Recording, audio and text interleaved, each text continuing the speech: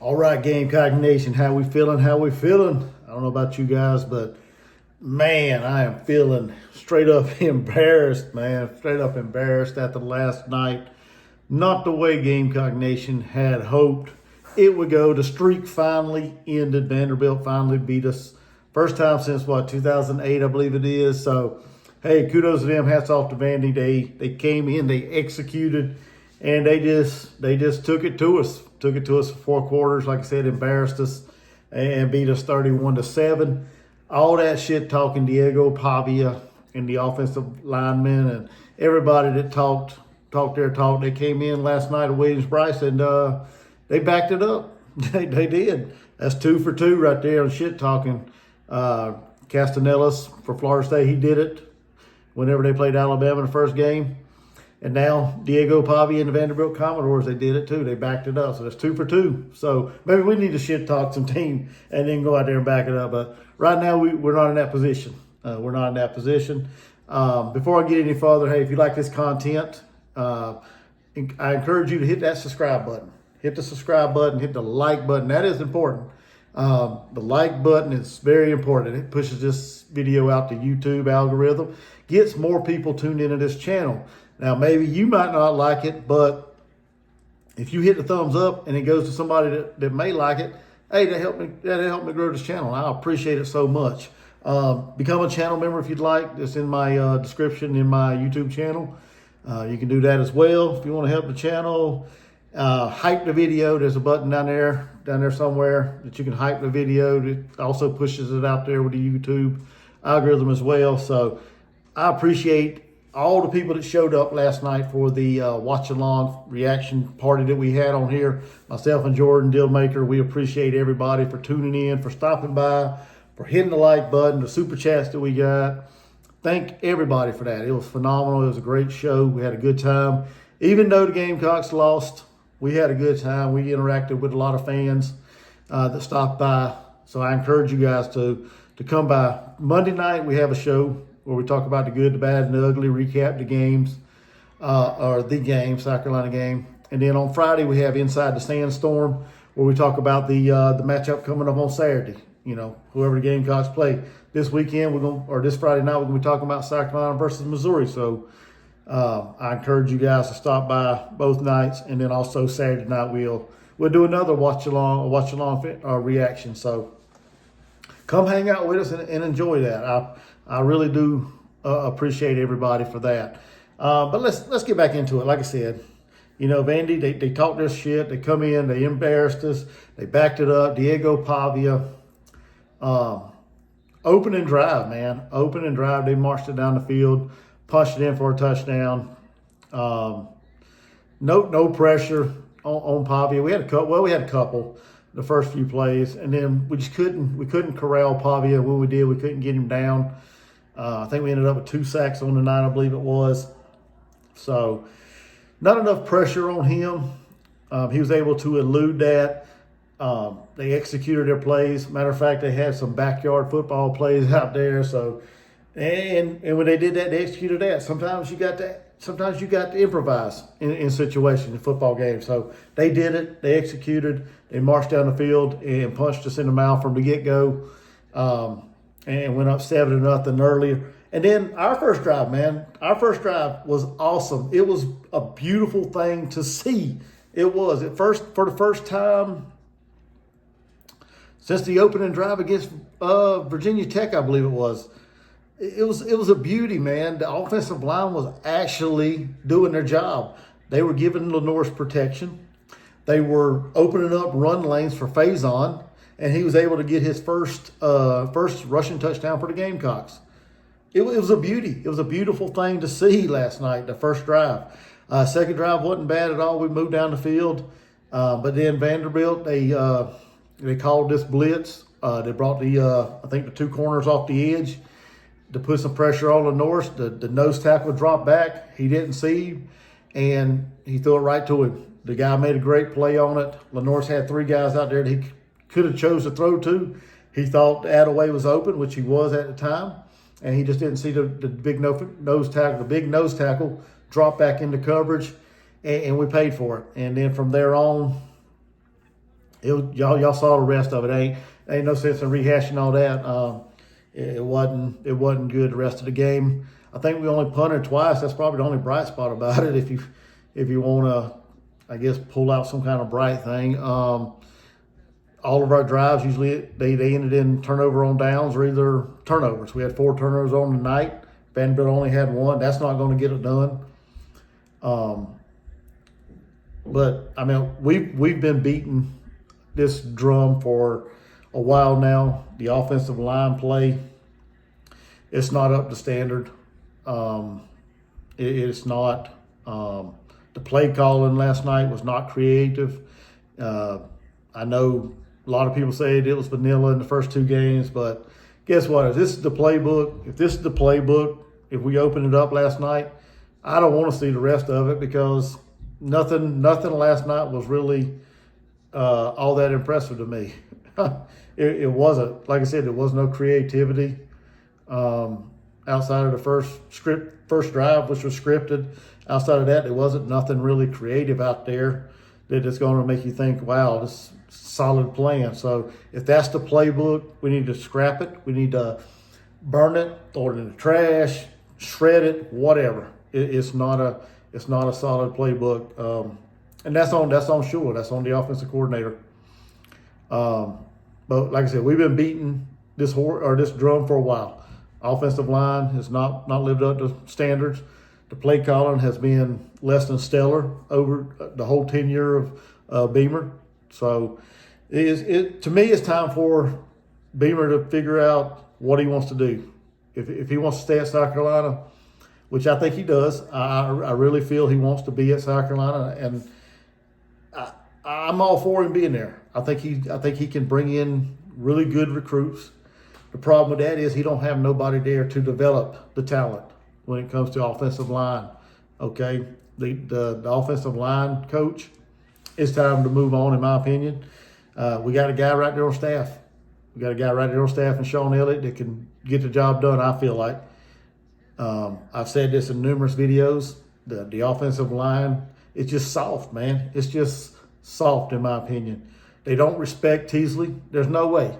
Okay, as a Marine, I got that Marine mentality. You don't call your position coach or someone that's in charge of you their first name, in my opinion. You don't go out there and say Lonnie this and Lonnie that. No, it's Coach Teasley. I don't like it when any of them do it, no matter what position they play. But I don't think the offensive line respect Coach Teasley. I really don't. I think they're soft. I think they just going through the motions at time. I don't think they're getting.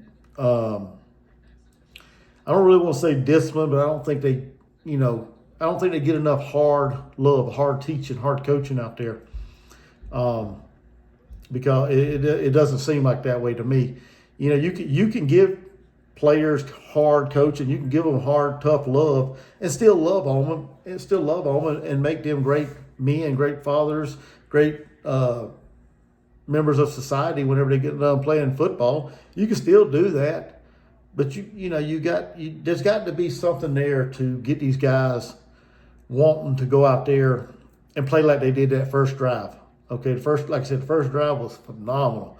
They were driving guys off the line. They were pushing them 5-10 yards down the field, pancaking them, putting them on their back. They were doing what they should do. They were looking like a really solid offensive line there, that first drive. So, but we need a coach that can get that first drive from them guys the whole game, not just one drive or 2 drives.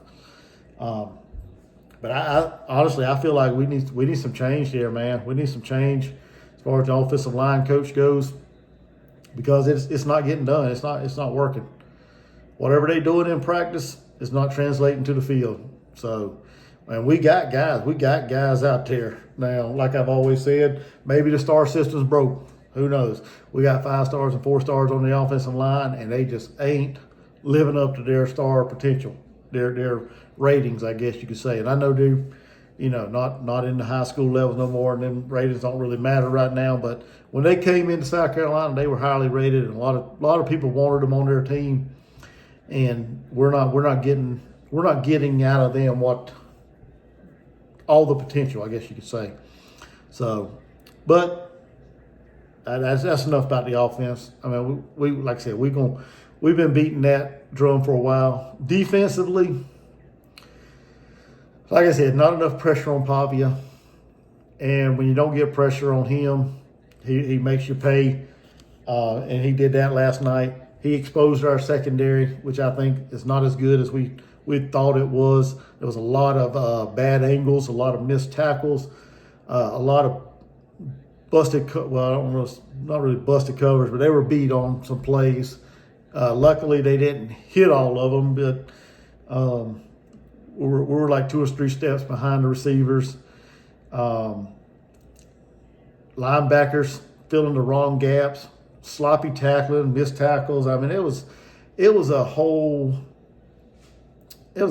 collective group of mistakes on the defensive side as well. It wasn't just the offensive side of the ball, to be honest with you. The defense didn't play up to the standards that we'd hoped they were going to play. The defensive line played pretty solid, but we just could not just get enough pressure on Pavia to force any errors.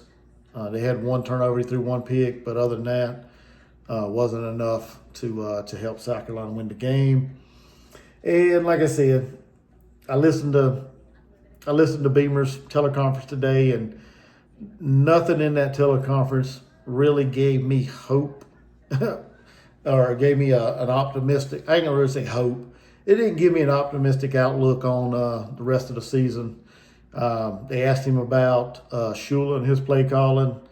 What is he looking at to think Shula's doing a good job? I mean, I'm confused.